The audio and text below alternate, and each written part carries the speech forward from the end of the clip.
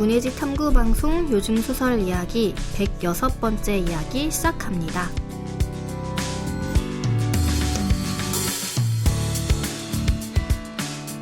안녕하세요. 저는 KBS 1라디오에서 라디오 프로그램 제작하고 있는 이주영입니다. 네, 안녕하세요. 저는 해방촌에서 문학서점 고요서사 운영하고 있는 차경입니다. 오늘은 저희가 문학동네 2022년 가을호 잠깐 살펴볼 거고요. 여기에 실린 소설 중에는 서고은 작가의 숨은 그림 찾기라는 작품 이야기 해보려고 합니다. 문학동네 저희가 시즌2 시작하면서 여름을 한번 소개했던 것 같고요. 이번에는 2022년 가을호 112호입니다. 특집 제목이 아픈 이들의 정치학이에요. 그래서 아픈 이들의 정치학이 어떤 것일까라고 좀 궁금해하면서 이 편의며 글을 읽게 됐는데 좀 와닿은 부분들이 있었어요. 제가 그냥 문장을 좀 읽어드리면 건강하거나 부유하거나 유식한 이들로 이루어진 사회가 아니라 아프고 가난하고 능력이 없어도 괜찮은 사회, 폐를 끼치고 의존하는 삶을 실현할 수 있는 사회는 어떤 방식으로 가능할까? 무엇이 충분한 방식인지 충분히 알지 못한 채 2022년 가을 개간 문학동네는 이 접힌 시간을 조금이라도 펼쳐 보이고 싶다는 욕구에서 특집 아픈 이들의 정치학을 기획하였다. 이 문장들을 읽으니까 조금 감이 오더라고요. 소위 말하는 그냥 충분히 신체도 건강하고 충분한 경제력도 있으며 충분한 사회적 지위를 갖춘 어떻게 보면 누구의 신세도 질 필요가 없는 사람들만이 잘 사는 사회가 아니라 내가 좀 아프고 능력이 없어도 이 사회에서 그대로 존재할 수 있다는 것이 생각해보면 얼마나 불가능에 가까운 일인가라는 생각을 좀 해보게 되더라고요.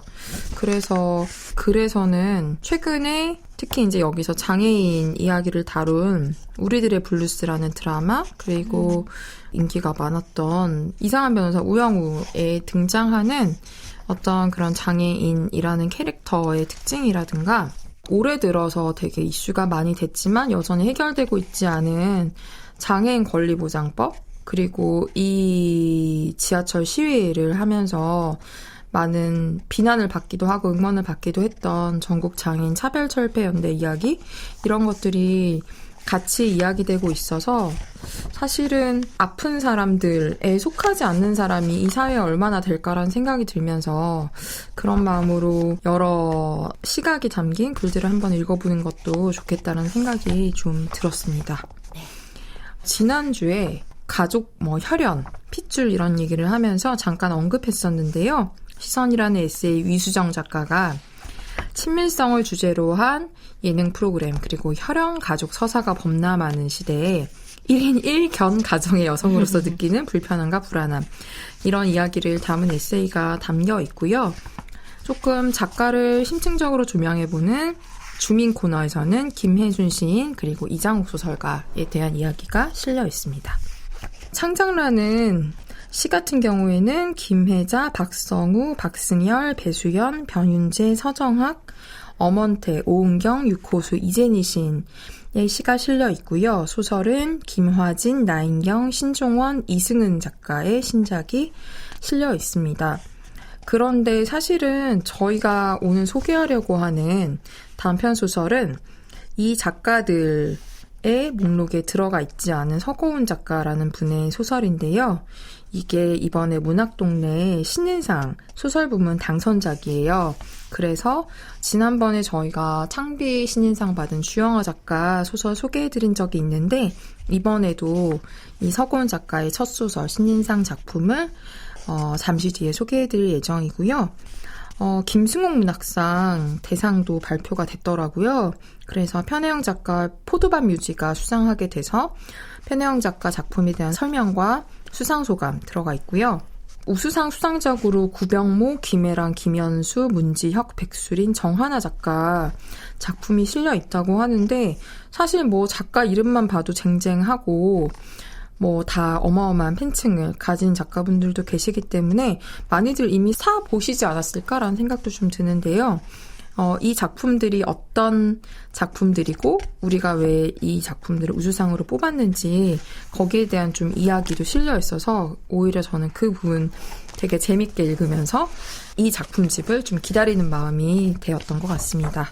그러면 저희 이번에 문학동네 신인상 소설 부문 당선작인 서고은 작가의 숨은 그림 찾기 이야기 한번 해보겠습니다.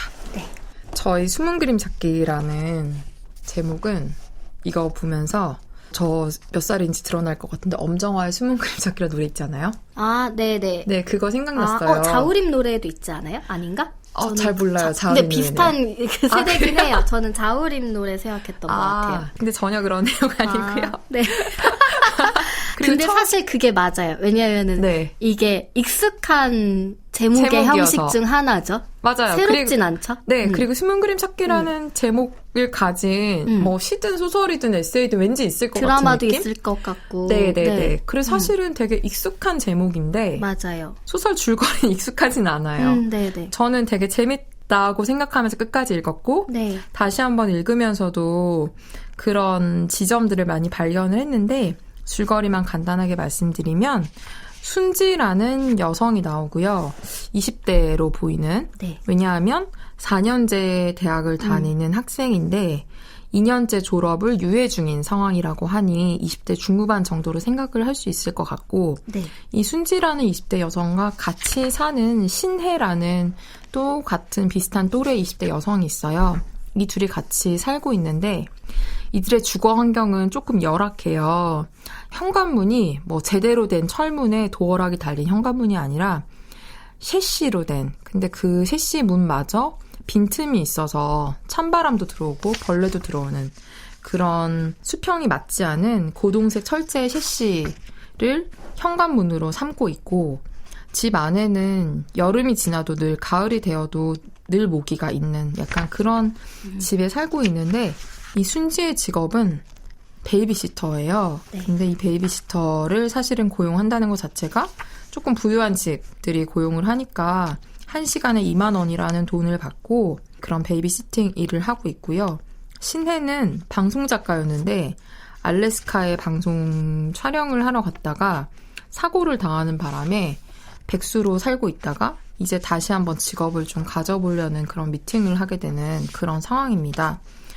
근데 이 순지가 베이비시팅 일을 하다가 시장에서 장을 보고 있는데 어떤 예전에 베이비시팅을 했던 아이의 엄마가 연락이 와서 잠깐만 아이를 몇 시간만 맡아달라고 갑자기 연락이 와요. 그래서 순지가 이 6살짜리 여자아이를 집으로 데려가는데 이 6살짜리 아이가 되게 신묘한 능력을 갖고 있는 거예요. 그 신묘한 능력이란 어딘가에 잃어버린 물건들, 예를 들면 뭐 집 안에 머리끈이라든지 볼펜이라든지 뭐 크게는 핸드폰이라든지 이런 내가 잃어버린 찾지 못하는 그런 물건들을 이 아이가 기가 막히게 찾아내는 신묘한 능력이 있는 거죠.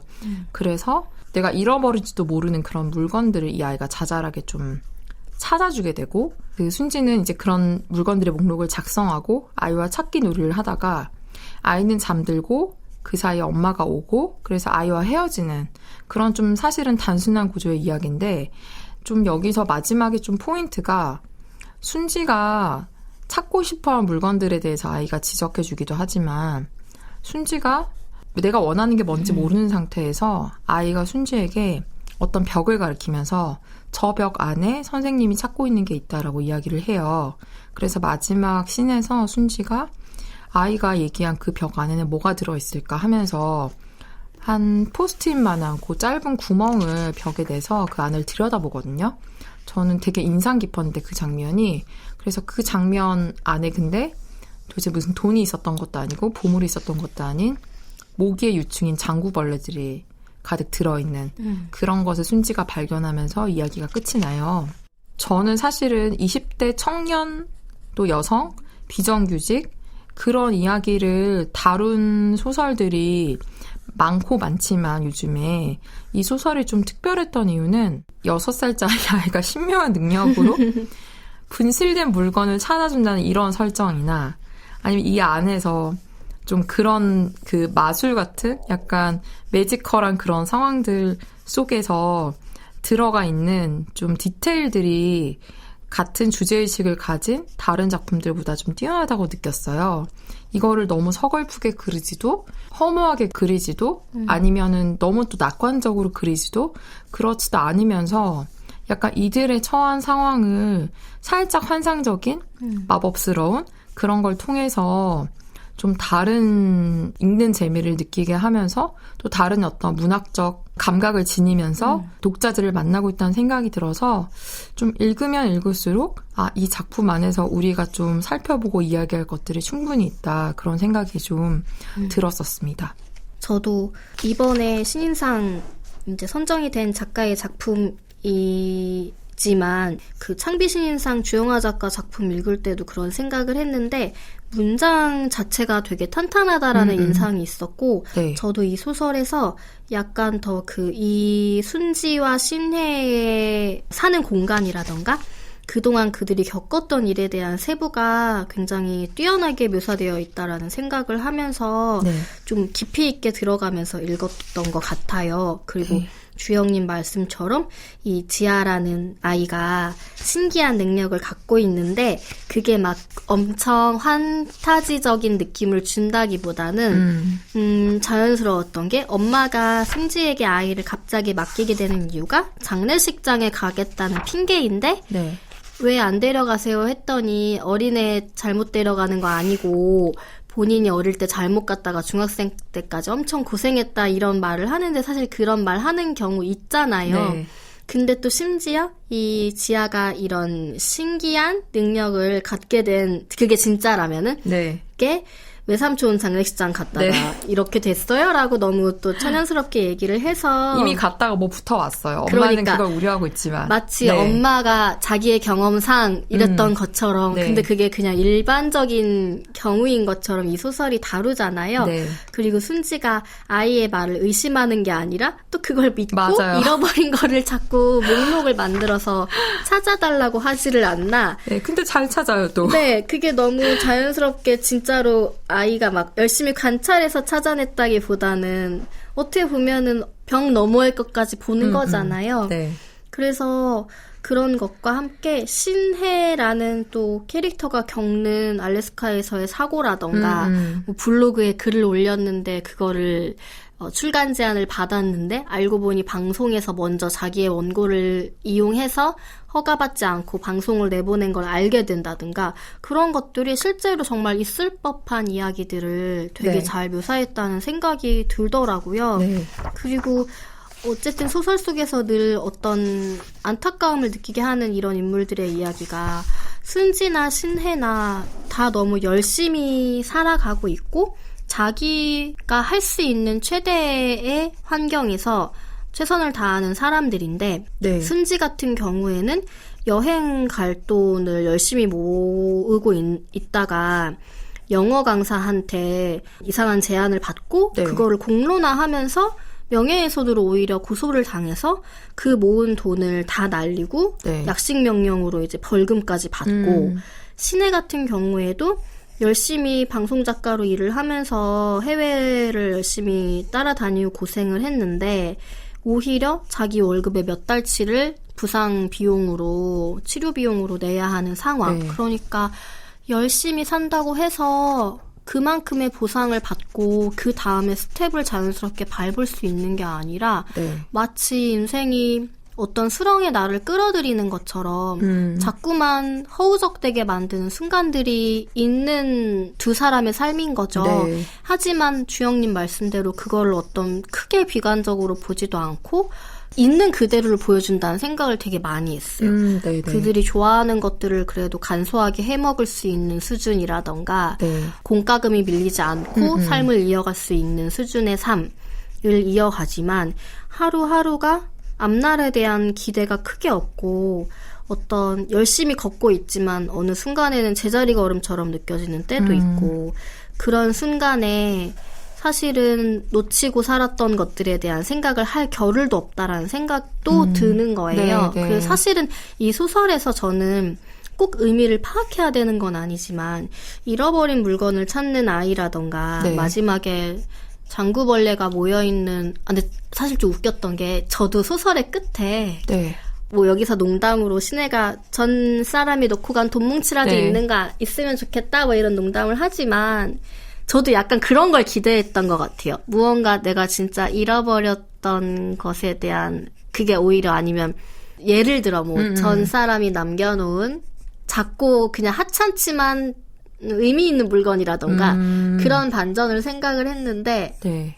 모기가 많이 등장을 하는 것까진 이해를 했지만 이게 마지막에 이렇게 끝날 거라는 생각을 사실 못했고 이게 의미하는 게 과연 무엇일까? 이게 무슨 문제의 원천 이런 건 아니잖아요.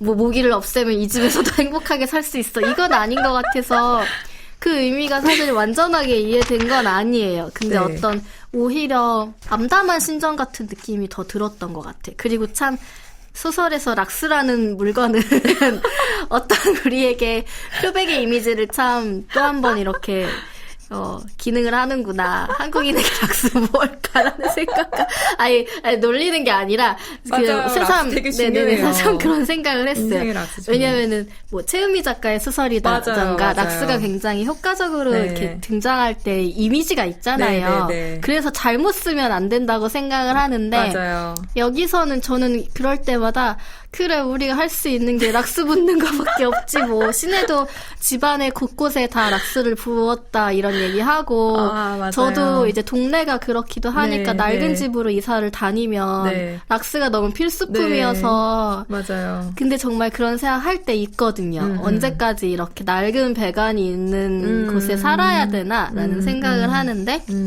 내가 찾고 있는 것이 무엇일까라는 질문을 가지고 그 벽을 열어봤을 때 내가 본 게 장구벌레들의 모습이라면 저는 정말 너무 싫을 것 같다라는 생각이 들어서 그냥 이 끝이 좀 뭐지 이거 여기서 내가 어떻게 빠져나가야 되지? 라는 네네네. 생각을 했던 것 같아요. 그렇다고 이 소설이 암담하기만 한 느낌은 아닌 것 같아요. 되게 네. 귀엽게 끝나잖아요. 맞아요. 아기가 신발 두고 간 걸로 네. 이제 끝이 나는데 이것도 되게 묘하기도 하고 맞아요. 그게 또 분홍색 신발이라는 것도 재미있기도 하고 네네네.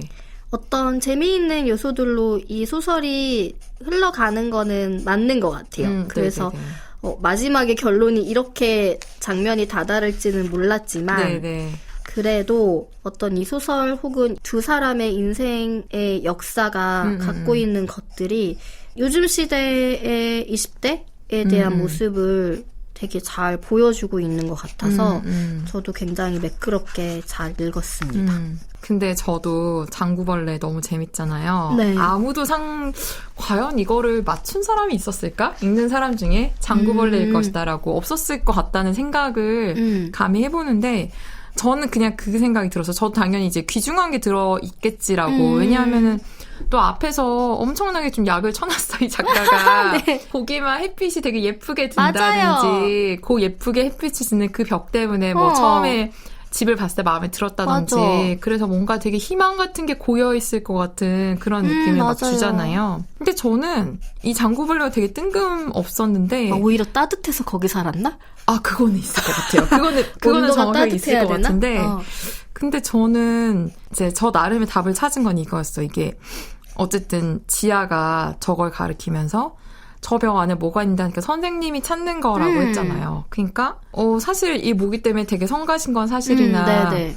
무슨 이 모기를 없애는 게 인생에 자기가 원하는 막 진짜 성취하고 싶은 혹은 내가 얻고 싶은 행운은 아니잖아요. 근데 저는 그냥 제가 생각한 건 지아는 당연히 그런 의도가 없었겠지만 조금 냉혹하게 약간 삶이 네가 찾는 것 네가 찾을 수 있는 것, 너에게 주어진 것은 이 모기의 유충, 장구벌레 서식지를 발견해서 없애는 정도의 없애는 정도가 너에게 주어진 어떤 선물이 아닐까? 저는 그렇게 냉혹하게 해석한다면 저는 그럴 수도 있을 것 같은 거예요. 들으면서 저 진짜 유치한 해석 하나 해도 돼요? 네, 하셔도 돼요. 네. 이게 이렇게 얘기하면 소설을 너무 매력이 없이 만드는데 네. 약간 모기의 이미지가 있잖아요. 네, 피 빨아먹는 거? 착취하는 거. 근데 물론 그런 건 아니겠지만 그냥 어떤 흡혈당한 왜냐면은 사실은 신혜나 승지가 맞네요. 맞는 것 같은데.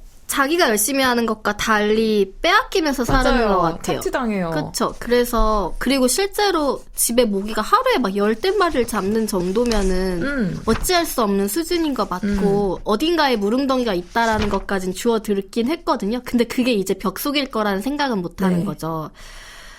아무튼 근데 어쨌든 모기라는 것 자체가 만약에 그런 너무 단편적인 거긴 한데 그럼 드디어 이제 그 착취의 근원을 모르죠. 죽이는 혹은 걸까요? 저는 그냥 최소한의 주거 환경에서 그나마 안전까지는 아니고 그나마 쾌적할 수 있으려면 모기가 없어지는 게 최대. 왜냐하면 이 둘은 문 때문에 모기가 들어온다고 생각하잖아요. 네네네네네. 그래서 제대로 된 철문이 달린 집에 가고 싶다고 생각을 하는데 어쩌면은 원인은 다른 데 있을 수 있어. 뭐 이런 의미도 있을 수도 있고 어쨌든 모기라는 이미지가 갖고 있는 게 그런 근원적인 거라면 만약에 이걸 납작하게 정말 해석을 했을 때 그랬을 때는 사실은 모기가 이게 근데 되게 자연스러운 게 요즘 저희 집도 지금 모기 많거든요. 가을 올해 모기? 가을에 유난히 모기가 많대요. 그렇죠. 여름에 비가 너무 많이 와서 맞아요. 모기가 없다가 해산 물리고 있어요, 요즘에. 이제 많다고 하길래 어떤 사실은 되게 자연스러운 현상처럼 느껴지지만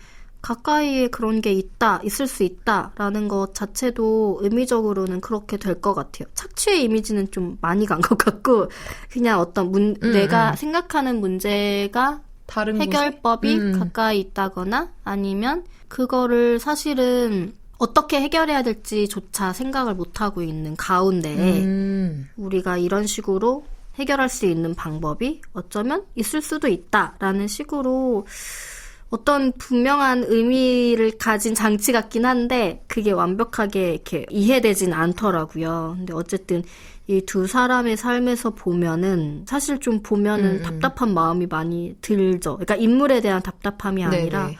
이런 인생이 사실은 너무 많고 있는데 어떻게 보면은 들여다보려고 하지 않으면 잘 드러나지 않는 거고 최근에 또 막 한창 반지하에 사는 사람들에 대한 이슈가 많았잖아요. 그런 것 같은 느낌이 들었어요. 그래서 이 소설의 세부에 대해 놀랍게 읽다가 저는 이제 보통 주영님과 다르게 수상소감이나 이거를 좀 잘 나중에 읽는 네네네. 편이긴 한데 소설을 먼저 읽고 그 소개를 봤더니 이력이 특이하시긴 하더라고요. 그러니까 서울인권영화제 뭐 상임 활동가라고 그냥 딱 그 이력에 대한 건 간단하게만 이렇게 소개가 되어 있어서 이 작가가 보아온 세상에서는 이런 것들의 세부가 보이는 위치에 있는 사람이겠구나라는 생각이 들었어요. 저는 경희님 이야기 들으면서 경희님이 생각한 게 전혀 납작하지 않고 근데 너무 그거 같아서 등호를 해버린 것 같아서. 근데 이제 저처럼 비관적인 해석을 할 수도 있고 경희님처럼 그런 식 해석할 수 있는 저는 그런 식 해석이 뭐 납작하든 납작하지 않든 저한테 되게 와닿았던 이유가 통쾌해서예요. 그러니까 이 착취의 싹을 락스로 죽여버리는 거잖아요. 그러니까 어쩌면 되게 전복적이라는 생각이 갑자기 들어서 그 행위 자체가 약간 그렇게 해석하면 되게 통쾌하지 않나? 그러니까 그게 맞든 안 맞든 그런 생각이 것도 좀 들어요. 생각나요. 약간 김수영 씨처럼 분노해야 하는 대상은 따로 있는데 고작 내가 이 화를 풀어내고 죽일 수 있는 거는 모기 정도밖에 없다라는 좀 다른 의미의 의미도 있는 것 같아요. 어느 날 뭐 고궁을 걸으면가? 네네네. 맞아요. 고작 그거밖에는 화낼 게 없는 거에 대해서 그런 생각도 드네요. 내가 할 수 있는 게 지금 모기의 싹을 없애는 것 정도. 이렇게 생각하면 또 되게 다른 의미의 또 그게 되겠죠? 맞아요. 이 안에 이제 디테일들 얘기를 조금 하면 많은 분들이 되게 공감하실 것 같은데 제일 좋았던 어떤 장치나 장면이 외국의 여행지에서 사온 생수를 가습기에 넣어서 그 연기를 연기를 향유하잖아요. 저는 그 장면 되게 좋았거든요. 사실은 그것도 제가 이 작품이 뽑힌 이유를 점점 얘기하면서 알게 되는데 이걸 어떻게 봐야 하나를 독자한테 좀 생각할 여지를 많이 주고 여러 가지로 좀 해석될 수 있어서 되게 흥미로운 작품, 좋은 작품이 그렇지만 그런 생각이 좀 드는데 저한테는 그 행위가 네. 사실은 되게 물거품처럼 느껴지잖아요. 그냥 수증기로 만들어버리는? 네. 저한테는 되게 뭐랄까 허무하고 손에 잡히지 않는 네. 그저 물방울, 수증기일 뿐인 연기 같은 어떤 것이라는 생각이 들면서 네. 좀 되게 서글퍼지는 마음이 좀 들더라고요. 근데 사실은 순지는 그걸 통해서 조금 위안을 받기도 하고 그렇잖아요. 네, 네. 그래서 근데 또 생각해보면은 그 가습기라는 네. 물건 자체는 네. 어쨌든 이 건조한 공기에 네. 습기, 그러니까 약간 촉촉함을 더해주는 네. 그런 역할인데 근데 이국의 생수를 가지고 그런 행위를 한다. 네. 그리고 이국 생수의 라벨에 뭐 알래스카 봄이라든지 네. 아시시 겨울, 팔레르모 겨울, 포카라 가을 뭐 이런 것들이 네. 메모가 적혀 있다든지 네. 이것을 기념품으로 모으는 것뿐만 아니라 그 생수를 먹는 게 아니라 가습기에 넣고 물 한 개를 만든다라는 이 행위도 저한테는 되게 신비하면서도 네. 허망하기도 하고 그리고 실제로 이곳의 물로 만든 수증기는 어떤 향과 색을 지닐까라는 상상도 동시에 하게 만드는 네. 그런 것들이어서 이 안에 있는 여러 가지 좋은 디테일 중에 저한테 제일 인상 깊은 건 이 생수로 만드는 물 한 개였던 것 같아요. 네. 기념품으로 생수를 사온다는 행위 자체도 저한테 신선하기도 했고 현실적으로 액체류를 사실 들여오는 게 쉽진 않잖아요. 저도 그 생각했어요. 무게나 그 네. 통관하는 것 자체가. 네. 근데 어떻게 보면은 더 이상 짜게 살고 싶지 않다라고 얘기한 신혜가 누릴 수 있는, 두 사람이 누릴 수 있는 최소한의 사치이지 않을까라는 생각도 했던 것 같아요. 네. 조금 다른 얘기로 저는 돌 갖다 주는 분들은 보긴 했거든요. 맞아요. 저도 봤어요. 그쵸? 네. 그런 것처럼 그 나라의 것을 느낄 수 있는 무언가라고 생각을 한다면 근데 생각해보면 생수도 그 나라의 물이잖아요. 네, 그러니까 맛이 그게 다를 것 인공적이진 같아요. 않잖아요. 그래서 되게 신선하다. 그리고 그것 또한 가습기에 넣고 공기 중에 날려버린다는 것 자체가 순지 입장에서는 한 번도 가보지 못한 나라들에 대한 어떤 이미지가 있을 수도 있으니까 그런 생각을 하는 한편 이 소설을 읽을 때 이 사람들의 경제적인 모습을 되게 고스란히 드러내주고 있긴 하잖아요. 네. 정말. 근데 이 경제적인 수준의 풍경이 가난 혹은 가난하지 않음 이런 식으로 경계지을 수는 없겠다라는 생각도 들더라고요. 네. 되게 읽으면서 사실 좀 찔렸던 부분이 저는 가습기가 나올 때 가습기가 있는 집이구나라는 그거가 되게 이미지가 바뀌었어요. 그러니까 이 사람들이 더 가난해야 돼, 가습기도 없어야 돼 이런 뜻이 아니라 네. 내가 처음에 편견을 갖고 이 두 사람의 공간을 상상했구나라는 생각을 했던 것 같아요. 네. 좀 더 그런 환경을 갖추지 못한 환경으로 이미지를 상상하고 읽다가 그 가습기가 뭐가 대단한 거라고 네. 있잖아요. 그런 것 같은 느낌? 요즘에 이제 하도 미디어에서 막 가난에 대해 다루는 거에 대한 얘기들도 많아서 그런지 하지만 저도 어떤 수준을 이미 내가 편견을 갖고 읽다가 이 가습기와 생수 얘기가 나올 때 그게 이렇게 저한테는 좀 깨지는 부분이었어요. 네. 내가 너무 이 사람들을 어떻게 보면 나랑 비슷한 상황일 수도 있는데 훨씬 더 낙후된 환경으로 네네. 내가 상상해버렸구나라는 네. 생각이 들어서 저도 주영님이 짚어준 그 대목이 인상 깊긴 했는데 다른 의미로 저한테는 좀 왔던 것 같아요. 네. 그렇게 이해해볼 수도 있겠네요. 네. 네, 사실 순지와 신혜가 겪었던 결정적인 안타까웠던 사연들이 뭐 신혜 같은 경우에는 다른 스텝에 담배 심부름 하다가 빙판에서 넘어져서 큰 꼬리뼈가 부상을 당하는 큰 사고를 당한 거였고 네. 순지 같은 경우에는 아까 잠깐 말씀드린 대로 영어 학원 강사가 과외를 제안하는 것처럼 술을 마시자고 따로 연락을 해왔는데 네. 학생들에게 그런 식으로 접근을 하고. 하는 거를 공론화했다가 오히려 명예훼손으로 고발을 당하고 그런 식의 에피소드들도 사실 되게 짧게 언급이 돼 있지만 충분히 너무 요즘에 많이들 있는 일이어서 네.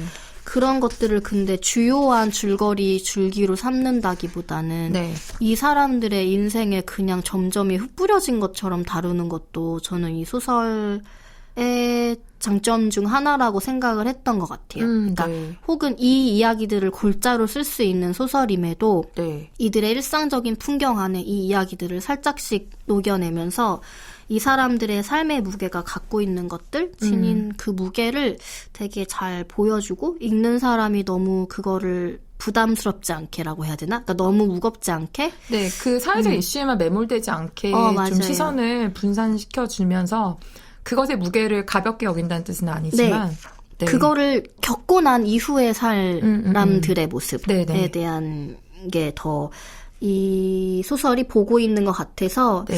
그런 것들이나 뭐 그 아이가 지아가 발견해내는 것들이 굉장히 더러워진 뭐 유통기한이 지난 콘돔 상자라던가 신혜와 순지의 것이 아님에도 그 이전에 이 집에 살았던 사람들의 모습을 보여주는 사물들 네. 그런 것들도 그렇고 이 지아를 맡긴 엄마도 사실은 입에서 기름 냄새와 술 냄새가 났다 그래서 장례식장 음식 중에 뭐 전도 있고 하지만 네. 그거는 장례식은 핑계였을 수도 있겠다라는 그러니까요. 생각도 좀 들더라고요. 그래서 어떤 그런 베이비시터에게 맡겨진 지아라는 아이의 모습도 어떤 인상을 남기는 게 있죠. 그 지아 엄마가 진짜 숨결에서 기름 냄새, 술 냄새가 났잖아요. 네. 근데 애를 그렇게 급하게 맡겨놓고 네. 하는 말이 골목이 복잡해서 집을 찾기가 힘들었다. 이렇게 말을 하고 순지에게 이제 그 베이비시팅 돈을 주는데 1시간에 2만 원인데 5장밖에 안 주잖아요. 네.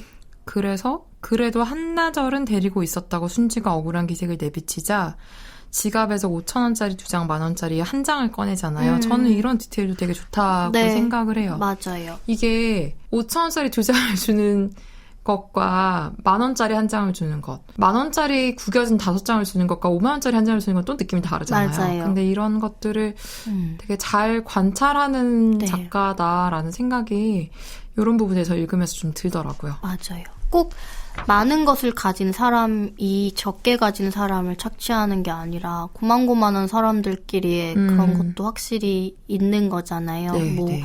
그 방송국에서 일하는 다른 사람들이 모두 악이고 신혜만 착하고 이런 건 아닐 거 아니에요. 네. 다 비슷한 사정을 안고 있을 텐데 그런 것들에 대한 좀 경계 지을 수 없는 것들? 그런 것에 대한 뉘앙스도 품고 있는 소설 같아서 확실히 뛰어나게 관찰을 하고 있는 소설이다라는 생각이 들었습니다. 네, 이렇게 서고운 단편소설 숨은 그림 찾기에 대해 이야기 나눠보았습니다. 문예지 탐구방송 요즘 소설 이야기 다음 시간에 소개할 작품도 기대 많이 해주시고요.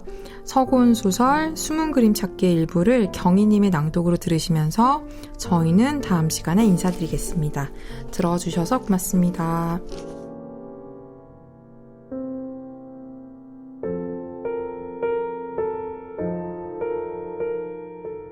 문득 순지는 매일 아침 눈을 치우는 알래스카 사람들의 마음이 궁금해져서 이국의 생수병을 차곡차곡 모아놓은 책장 앞에 섰다. 순지는 신혜가 가져온 생수병마다 지역 이름과 계절을 메모해 두었다. 뉴델리 봄, 아시시 겨울, 팔레르모 겨울, 포카라 가을. 생수병을 차례차례 훑으며 알래스카 봄을 찾았다. 순지는 알래스카에서 온 생수병의 뚜껑을 열고 가습기에서 물통을 꺼냈다. 물통에 생수를 붓고 전원을 켜니 금방 물 한 개가 올라왔다. 물 한 개를 후후 불어 지하 쪽으로 보내보았다. 지하는 감긴 눈꺼풀 너머로 알래스카에서 온 물 한 개를 볼 수 있을까? 물 한 개의 얼굴을 갖다 대고 눈을 감으니 눈을 치우는 알래스카 사람들의 모습이 떠올랐다. 눈삽이 고요하게 눈 속으로 파고든다. 사람들의 눈, 코, 입은 흐릿하다. 순지도 어느새 그들 사이에 서 있다. 삽을 꺼내와야 하나 고민하다 둘러보니 오른쪽에 창고가 있다. 무릎까지 쌓인 눈을 헤치며 창고로 걸어간다. 신발 사이로 들어오는 눈이 차갑다. 겨우 창고 앞에 도착해 문을 연다. 창고에는 삽이 없고 어두운 벽뿐이다. 순지가 감았던 눈을 떴다. 철문을 두드리는 소리가 요란했다.